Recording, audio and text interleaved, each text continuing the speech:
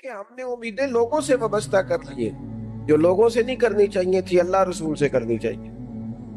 ہم نے اسباب کو اختیار کرنا ہے، بھروسہ اسباب پر نہیں، بھروسہ تو اللہ تعالیٰ پہ کرنا ہے۔ تو جب تک دیکھیں نا قرآن مجید نے کیا کہا، قرآن مجید نے کہا والذین آمنوا اشد حبا للہ، فرمایا وہ لوگ جو ایمان لے آئے وہ اپنے رب سے شدید محبت کرتے ہیں، اپنے رب سے پیار کرتے ہیں۔ ان کے سجدے بوجھ نہیں، ان کے سجدے تو لذت ہے۔ انہیں نماز کے لیے لانا نہیں پڑتا، جبر نہیں کرنا پڑتا، ان کے تو دل کھچے چلے آتے ہیں، ان کو تو پیار ہو گیا، رات ساری بیت گئی اور ایک سجدہ بھی مکمل نہ ہوا۔ میرے دوستو خاص پیار کریں، درود شریف پڑھ کے سوئیں، سجدہ اس نیت سے بھی کبھی کر کے دیکھیں کہ حضور نے فرمایا نماز میری آنکھوں کی ٹھنڈک ہے۔ آپ نہ تھوڑا سا اپنی زندگی میں مثبت تبدیلی پیار والی لائیں، اس نیت سے فجر کی نماز سر پہ کپڑا باندھ کے پڑھیں کہ امامہ حضور کی سنت ہے، 3.5 گز کپڑا لے لیں، اس کو سر پہ باندھیں، لپیٹیں، اس نیت سے کہ یہ میرے رسول کا طریقہ۔ آپ نہ کچھ کام ایسے اسپیشل کریں، خاص کر کے کہ یہ نبی پہ جوانوں سے کہوں گا، او سجنوں، کسی نے کسی کو دیکھ کے اپنے چہرے کا رنگ بنایا، کسی نے کسی کو دیکھ داڑھی پوری مٹھی نہ کر لے۔ مجھے ایک دوست کہنے لگے بندے تانے مار دینے تے، میں کہا جے کر یار دے نام دا ملے بیڑا اونوں چولی پا لئیے پنجے سٹیے نا، تے جے کر یار دے نام دی ملے سولی جھوٹا جھوٹ لئیے پیچھا ہٹیے نا۔ اور دنیا کے لیے بھی تو نے تانے کھائے ہیں، تو اگر کوئی دین کے لیے کھانا پڑ جائے کھاں کوئی حرج نہیں۔ داڑھی شریف پوری ہوتی ہے مٹھی، یہ نہیں ہوتی جو آج کل ہماری اپنی مرضی کا سٹائل ہے نا، یہ اپنی مرضی کا نہیں۔ داڑھی دا وزن ہوتا ہے، یعنی پوری مٹھی ہو تو کوئی وزن اٹھانا پڑتا ہے، تو مسئلہ کیا ہے؟ تے چھوٹی والے نے بھی بندے مولوی صاحب ہی آندے نے، تو کیوں نہ پھر بندہ پوری کر لے۔ اللہ کریم نے فرمایا النبی اولیٰ بالمؤمنین من انفسہم، فرمایا یہ جو نبی ہے نا یہ تو مومنوں سے ان کی جانوں سے بھی زیادہ قریب ہے۔ تو ہر وقت دل کی دھڑکنوں میں، روح کی ٹھنڈک، قلب میں، دل میں، روح میں، ذہن میں جو چیز ہر وقت سمائی ہے نا مومنوں کے، وہ رسول پاک کی ذات۔ اگر رات ساری بندہ یہی سوچتا رہے کہ سویرے یار کس طرح کام چلانا ہے، پیسے کیسے آئیں گے، کہ جو میرے پاس 2 لاکھ ہے اسے 6 کیسے کرنا ہے، اور یہ 6 ہے یہ 12 کیسے ہو سکتا ہے، اور جناب یہ دنیا میری کیسے آگے بڑھ سکتی ہے، اور یہ جو پلاٹ پڑا ہے نا میرے گھر کے بالکل سامنے کیسے کوئی چکر چلے کہ میرا ہو جائے، گاڑی ہے ذرا چھوٹے ٹائروں والی بڑے ٹائروں والی کیسے آ سکتی ہے۔ اگر 24 گھنٹے منصوبہ بندی دنیا حاصل کرنے سے دین منع تھوڑا کرتا ہے، حضور نے تو فرمایا محنت کر کے کمائی کرنے والا اللہ کا دوست ہے، منع نہیں ہے، لیکن ہر وقت اسی گنتی میں رہنا، اسی کے شمار میں رہنا، الجھ جانا، اور جو اصل چیز تھی اس کو چھوڑ جانا۔ ہم نا نیکی کرتے ہیں، مومن ہوتے ہیں، لیکن اس کی لذت نہیں پاتے۔ یعنی اگر نماز پڑھ کے بھی بندہ قرار نہ حاصل کرے، اگر وہ خیرات کر کے بھی اس کی ٹھنڈک نہ محسوس کرے، مسجد آ کے محفل کرا کے محفل میں بیٹھ کے پھر بھی اس سے کوئی روحانیت نہ پا سکے، اس نے 20 علماء سنے، اس نے درجنوں خطباء سنے، اس نے ساری زندگی گزار دی، لیکن اس کے دل کی کیفیت ہی نہ بدلی، وہ لذت خاص ہی اسے نصیب نہ ہو، تو پھر اسے سوچنا چاہیے نا کہ دل میں نا اللہ تعالیٰ نے نا ہر چیز 2 بنائی ہے، ہونٹ 2، آنکھیں 2، کان 2، ہاتھ 2، پیر، دل اللہ نے ایک ہی بنایا۔ یہ نہیں ہو سکتا کہ چلو ایک طرف مجھے رکھ لو ایک طرف کسی اور کو رکھ لو، دل ہی ایک بنایا ہے۔ وہ کہتا ہے بس دل ایک ہے تو رب رسول ہی رہیں گے، اس میں ادھر ادھر کی چاہتے نہ لے آنا، جب تک دل کے اندر پوری طور پر اللہ رسول کی۔ بخاری مسلم میں حدیث ہے، نبی پاک علیہ السلام نے فرمایا اگر تم چاہتے ہو نا تمہیں ایمان کی لذت نصیب ہو، آپ زیادہ غور کریں میری بات پر. ایک ہے کھانا، ایک ہے مزیدار کھانا، ایک ہے مومن ہونا اور ایک ہے مومن ہونے کا مزہ آنا، لذت نصیب ہونا کہ میں صاحب ایمان ہوں. فرمایا کر تم چاہتے ہو کہ تمہیں ایمان کی لذت نصیب ہو. یہ حدیث آپ نے بولنی نہیں بخاری مسلم میں. اگر چاہتے ہو کہ ایمان کی لذت نصیب ہو تو 3 کام کرو. یا رسول اللہ صلی اللہ تعالی علیہ وسلم کون کون سے؟ حضور فرمانے لگے پہلا کام یہ کرو کہ ہر چیز سے بڑھ کر اللہ رسول سے محبت کرو. لیکن یہ نیرا نعرہ نہیں لگانا، یہ غور کرنا ہے. پیسوں پر اچھی طرح غور کر کے سوچ لینا ہے کہ پیسے زیادہ پیارے ہیں کہ اللہ رسول. غور کر لینا. یہ جو جھوٹی انا کے بت بنائے ہوئے نا، میری عزت، میری برادری، میری افسری، میرا قبیلہ، میری کرسی، یہ غور کر لینا ہے کہ کرسیاں زیادہ پیاری ہیں، اقتدار زیادہ پیارا ہے کہ اللہ رسول. ایک طرف رسول اللہ کی شریعت اور ایک طرف تیری برادری کے رسم و رواج. لیکن شادی والے دن رسم و رواج جیت گئے. کدھر گئی تیری محبت رسول؟ وہ صرف محفل والے دن تھی، ربیع الاول شریف میں تھی. ہم تو دیندار سمجھتے ہی اس کو ہیں جس کے گھر میں شادی ہو تو پتہ چلتا ہے کتنا دیندار. محفل میں تو سارے دیندار ہوتے ہیں. یہ تو پتہ ہی تب چلتا ہے جب کسی کا انتقال ہو جائے یا گھر میں کوئی خوشی آئے کہ اب یہ کتنا دیندار ہے. اب پتہ چلے گا. مسجد میں تو سارے دیندار ہیں.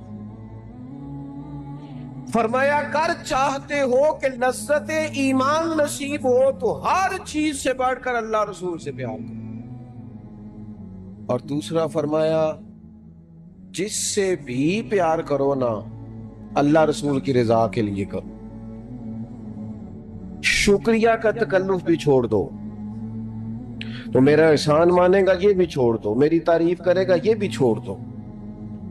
فقط اللہ رسول کی رضا کے لیے رشتے بنانے شروع کرو، مومن ہونے کا مزہ آئے گا. جتنے ہم شکوے کرتے ہیں نا رشتہ داروں کے، بھائیوں کے، قبیلوں کے، برادریوں کے، یہ سارے ختم ہو جائیں اگر ہم محبت اللہ رسول کی وجہ سے کرنی شروع کریں.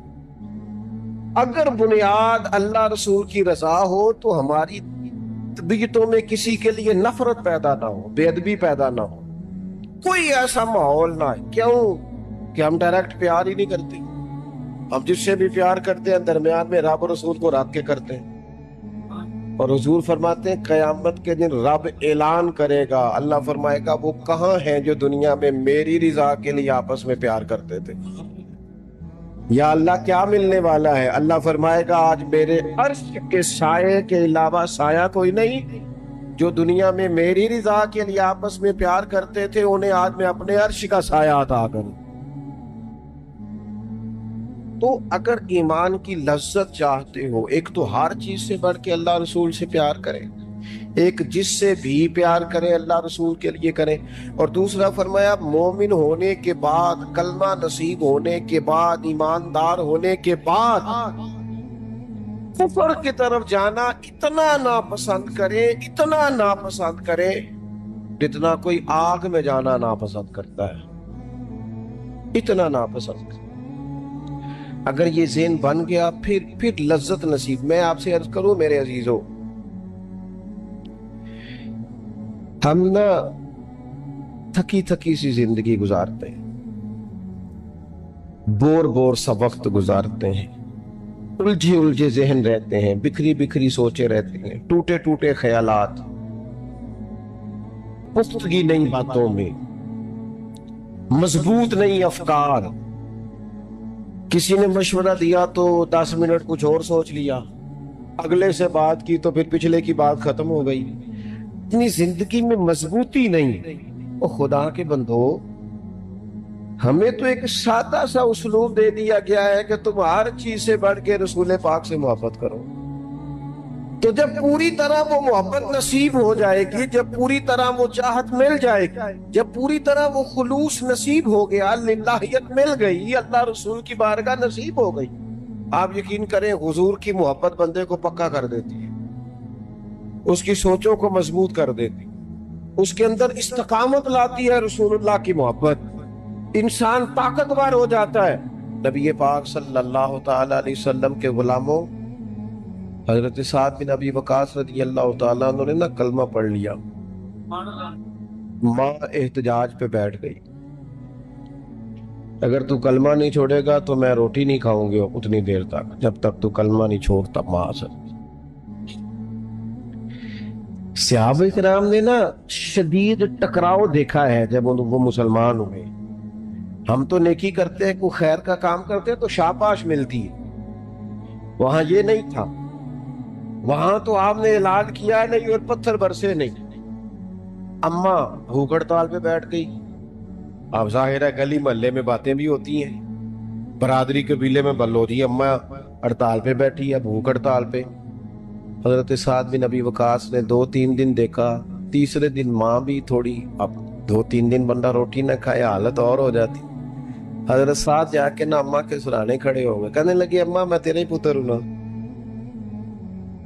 اور مجھے سب سے زیادہ تو ہی جانتی ہے۔ اماں نے کہا اسی طرح ہی ہے۔ کہنے لگے اماں تو میرے جذبے بھی جانتی ہے، کا پتر بالکل جانتی ہو۔ تو کہنے لگے تیری ایک جان ہے نا، اگر تیری 1000 بھی ہو نا، ایک ایک کر کے ساری نکل جائے تو مدینے والے کا کلمہ پھر بھی نہیں چھوڑوں گا،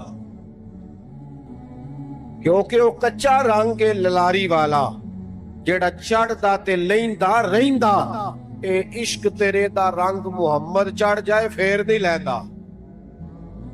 اماں تیری 1000 جان بھی ہو نکل جائے تو یہ کلمہ میں چھوڑنے والا۔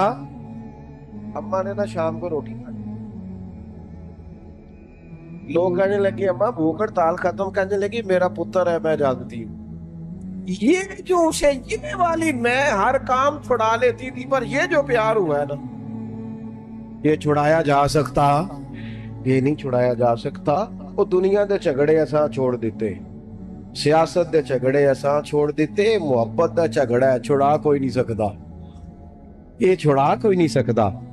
دوستو حضور کی محبت مضبوط کرتی ہے، مضبوط طاقتور کر دیتی ہے۔ نہ سمجھ آئے تو سیدنا بلال سے پوچھ کے دیکھو،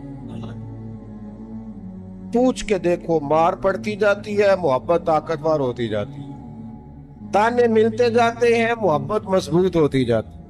نہ سمجھ آئے تو سیدنا سلمان فارسی سے پوچھو، سالوں بیت گئے ڈھونڈتے تلاش کرتے، آتے حضور کی بارگاہ میں حاضری دیتے، غلامی کرتے، کہاں سے چلے کہاں پہنچے۔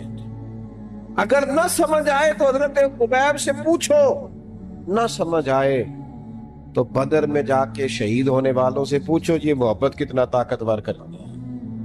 حضرت انس بن نضر سے پوچھو میدان احد میں کہ یہ محبت افکار کو زندہ کرتی ہے، روح کو تازہ کرتی ہے۔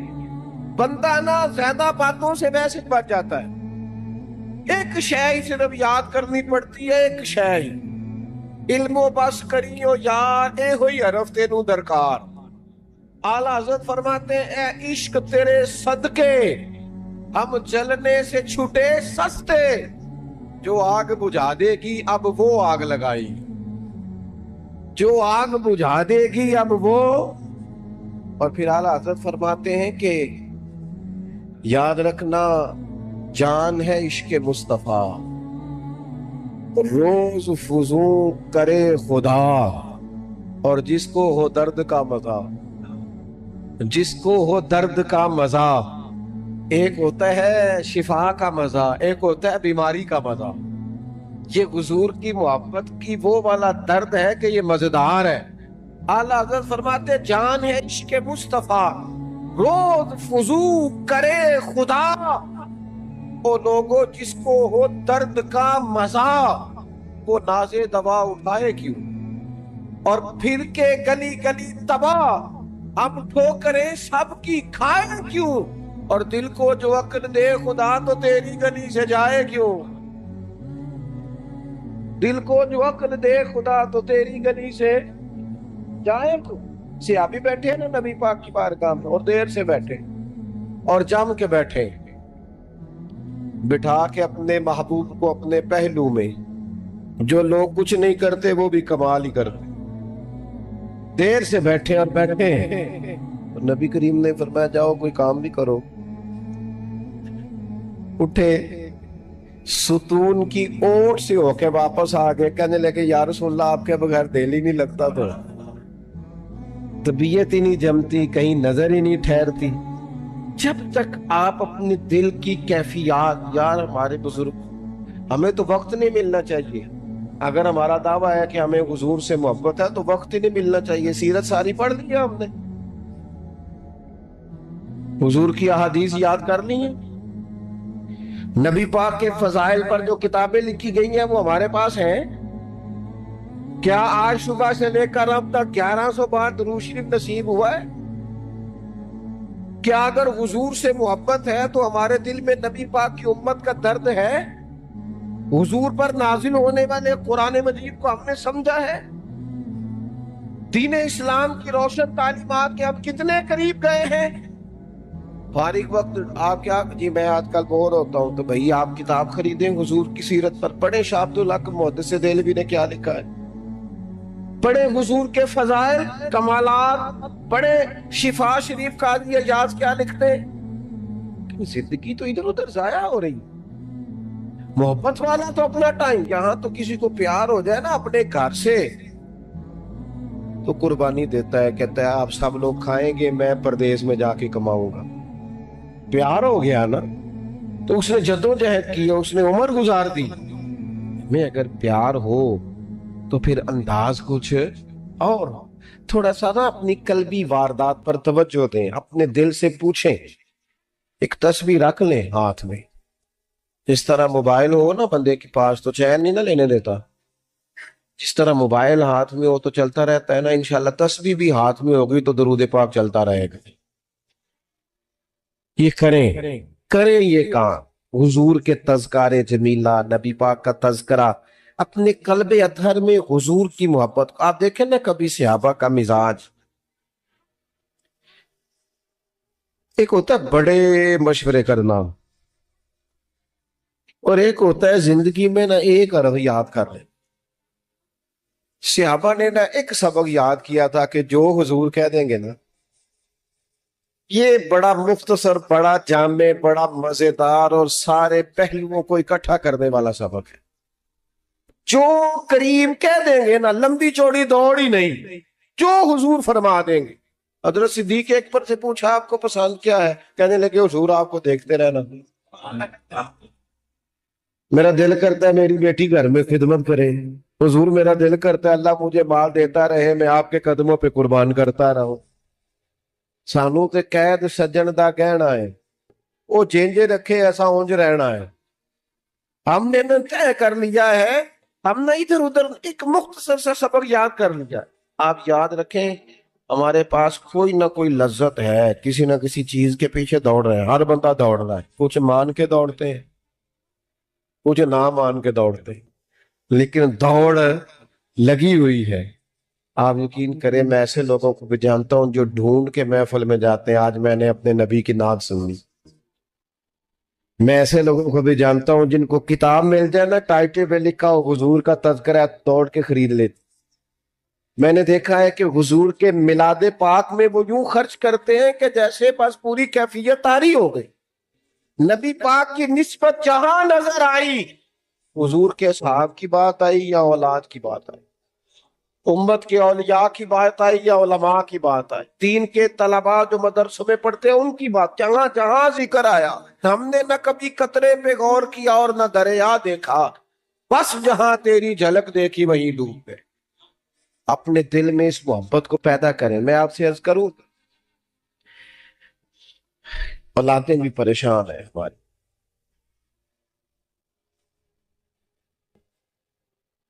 ہم نے بچوں کو پیسے دیے، ٹائم نہیں دیا،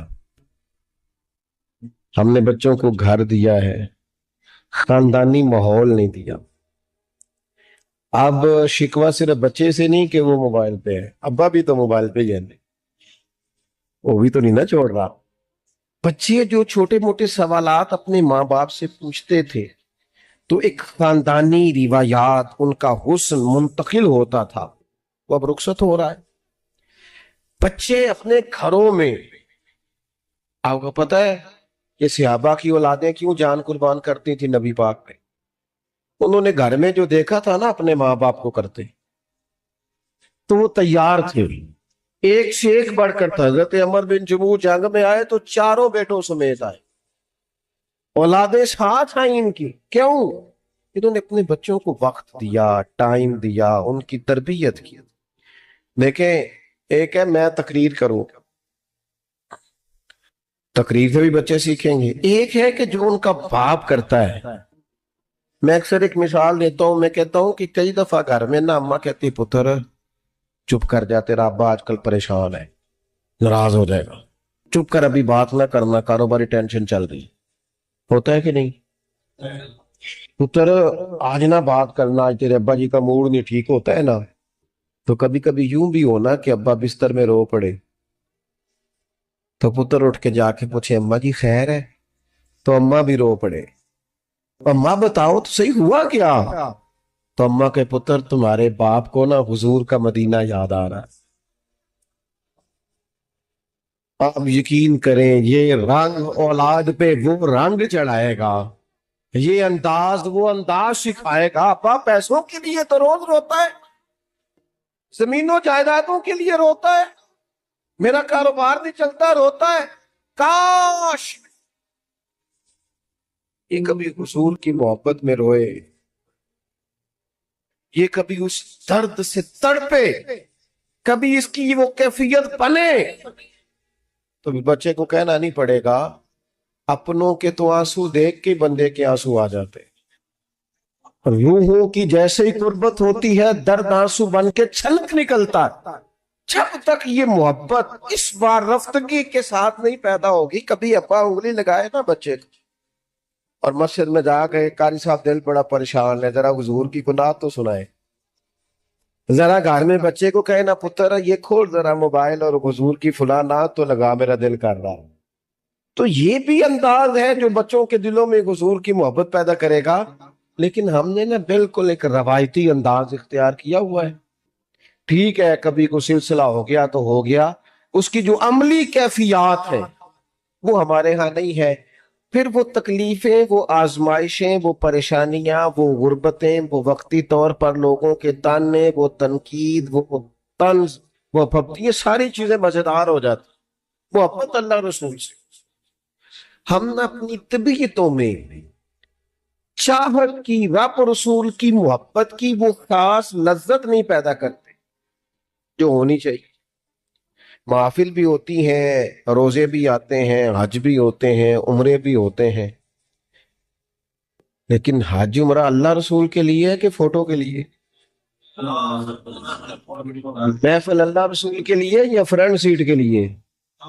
رب رسول کی تعریف ہوگی یا 15-20 لوگوں کی لسٹ پہلے پڑھ کے سنائی جائے گی کہ فلانا بھی مہمان خصوصی ہے، فلانے کی زیر نگرانی ہے، فلانا بھی آیا ہے، فلانے بھی کہا تھا کہ ذرا بھائی، جب تک اس میں غلبہ، یہ ایک بڑی سادی سی بات ہے اور یہ اہم سبق ہے۔ وہ کسی نے کہا تھا کہ درد اگرچہ جان گزل ہے، کیا کروں دل ہے، غم عشق اگر نہ ہوتا تو غم روزگار ہوتا۔ چلو عشق کا غم نہ صحیح، روزی روٹی کا ہی صحیح، دل میں غم ضرور رہتا ہے، کوئی نہ کوئی طلب انسان کی طبیعت میں، دل میں چاہت ہمیشہ موجود رہتی ہے۔ کچھ لوگ اس بات کو مانتے ہیں، کچھ نہیں مانتے۔ کچھ لوگ شہرت سے پیار کرتے ہیں، ماننے کو تیار نہیں ہوتے۔ کہہ دیا جائے نا کہ میں وہاں بھی گیا تھا، لوگ آپ کا ذکر کر رہے تھے، تو ان کا دل ٹھنڈا ہو جاتا ہے۔ کچھ لوگ تعریف سے محبت کرتے ہیں، اللہ معاف کرے، جب تک کوئی 2-4 لوگ خوشامد نہ کریں ان کی طبیعت ٹھیک ہی نہیں رہتی۔ کچھ لوگ اللہ ماشاءاللہ پیسوں سے پیار کرتے ہیں،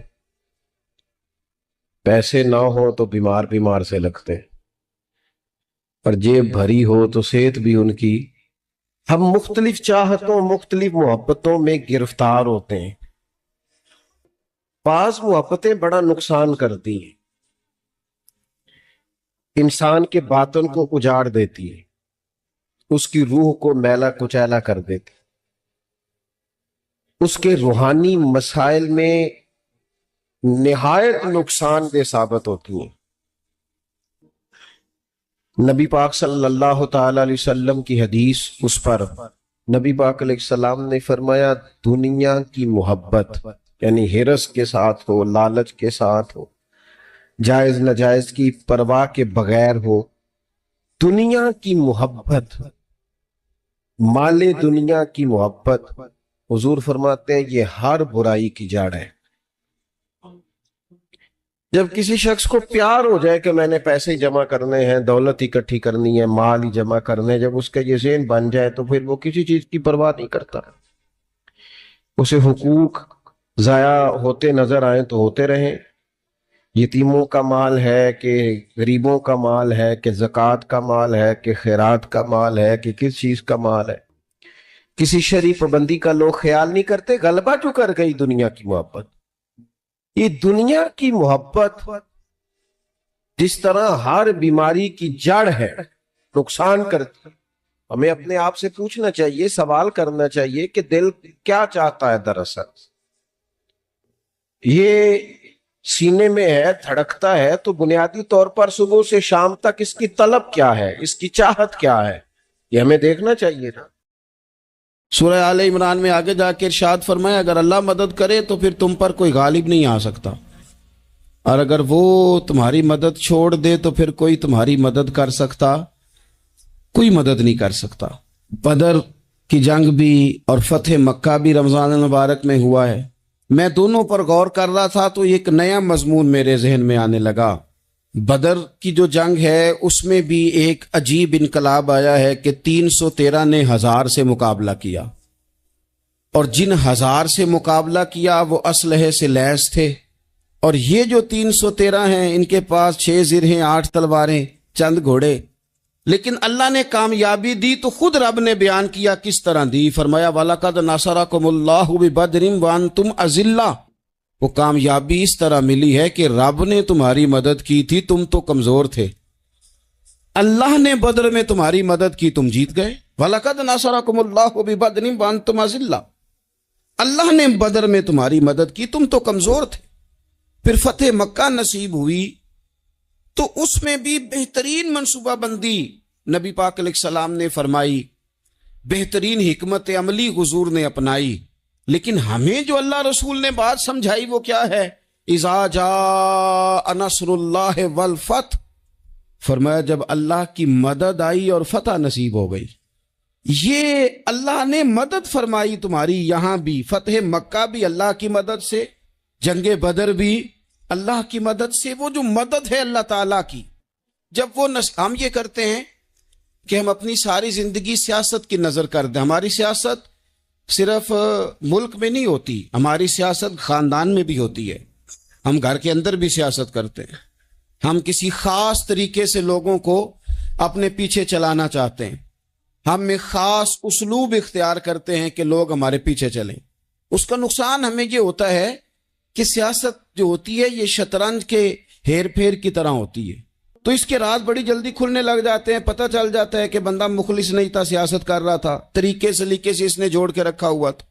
ہم ہر جگہ سیاست کے بل بوتے پر چیزوں کو لے کے چلنا چاہتے ہیں، سیاستیں ناکام ہو جاتی ہیں، سیانے لوگ فیل ہو جاتے ہیں، بچتا صرف وہی ہے جس کے پیچھے رب تعالیٰ کی مدد شامل حال ہوتی ہے۔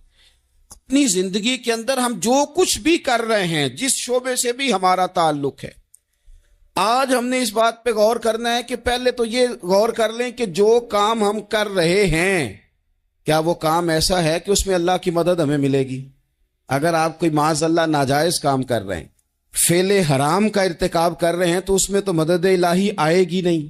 پہلے تو یہ دیکھیں جو کر رہے ہیں وہ کام مدد الہی والا ہے، اور اگر اللہ تعالیٰ کی مدد والا وہ کام ہے پھر اس پر غور کریں کہ کیا ہم نے مالک سے مدد کا سوال کیا ہے، ہمیں مدد میسر آ رہی ہے۔ وہ میں نے بزرگوں سے ایک بات سنی تھی، وہ بڑی یاد رہ گئی۔ وہ فرمایا کرتے تھے قابلیت بھی بڑی چیز ہے لیکن قبولیت سب سے بڑی چیز ہے۔